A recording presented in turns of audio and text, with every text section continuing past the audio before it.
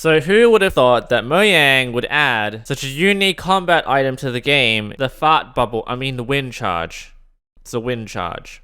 It charges wind. So basically the entire video is going to be going over this single item, even though 24W06A adds some other things, some other changes. The entire concept for this video is really just talking about the wind charge. I'll just summarize the other things first. Armadillos now do this. So they peek out before they decide that, it's safe or not safe to come out. Okay, so he's now rolled up and he's going to peek out. And if I run again, it rolls back up again. Or really, it just despawns its head. The head just disappears. That's all it is. So he peeks out and then rolls back out. This brings up another question about the unique aspects of animation style for the new mobs compared to the old ones. The armadillo is going to start waddling around and moving side to side when it walks around like this. What are you going to do with the old mobs, and how are you going to update them to be consistent with the new style? Next, wolves are now stronger. So if you tame them and you hit them with a netherite sword, it's still alive. And if you give them wolf armor, which still looks like a skinned rabbit, they can take even more hits. I'm sorry. Please don't hate me. That's all I'm going to do to the dog. One thing you'll notice before I talk about the wind charge, is that the breeze sounds a lot like the wither. It also flies. It's basically the wither. Now, if you kill the breeze, if you just let me, it drops wind charges. The wind charge acts like a fireball jump in Bed Wars, or rocket jumping in TF2. So jump and throw it almost immediately after you trigger the jump key. Pretty good. And now back to 24W06A, if you use the fart bubble and you run and jump, you can do the same thing. It appears to be a little bit weaker than fireball jumping in Bed Wars. I'm using the same analogy here. There are similarities, such as if you're in survival mode and you do this, you won't take any fall damage because you only take fall damage if you fall below the jumping point. Now on the right side, you can see elevation. With a single fart bubble, it appears you're going to jump up a maximum of 7 blocks. There's 7, 4. I believe the idea is to fart bubble immediately after jumping. The longer you wait, the worse it is. I have a wall here, which I can scale up entirely with only 2 or 3 farts. I appear to be using that word unironically now. So we'll try to aim at the wall over here. So 1, 2.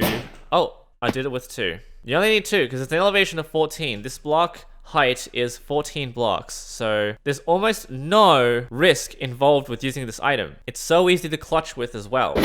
So even if you do it horribly, you can still scale this wall easily with 0 risk. You just end up consuming more of them. Although the most optimal path is of course using only 2, because each one elevates you about 7.5 blocks. And once again, it appears that you will never die to this, because you can just use a single wind charge, fart charge. Just throw it on the ground before you die. You won't take any damage.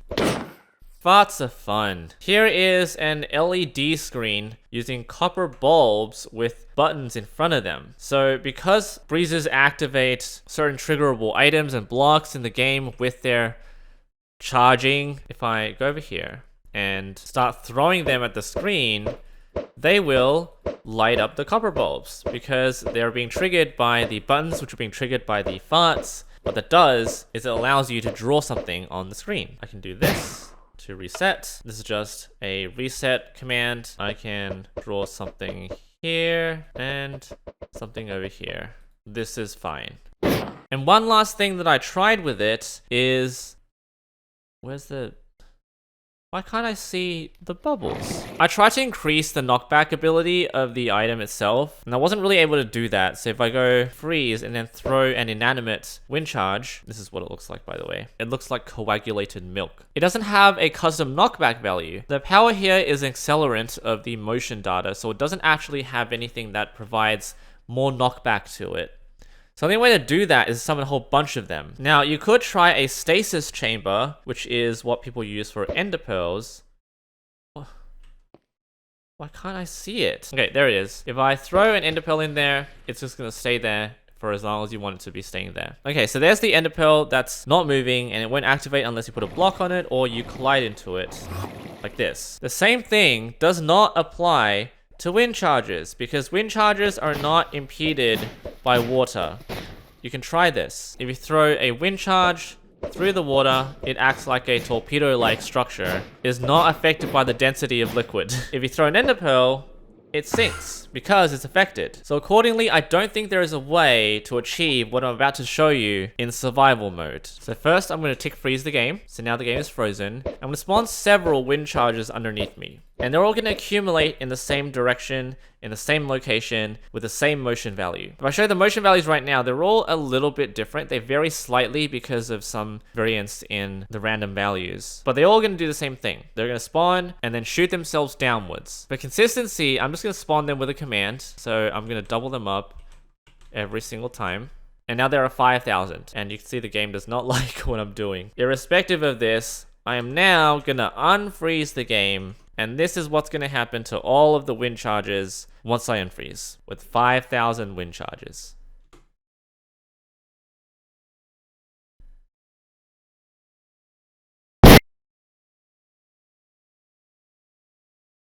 The game is running normally.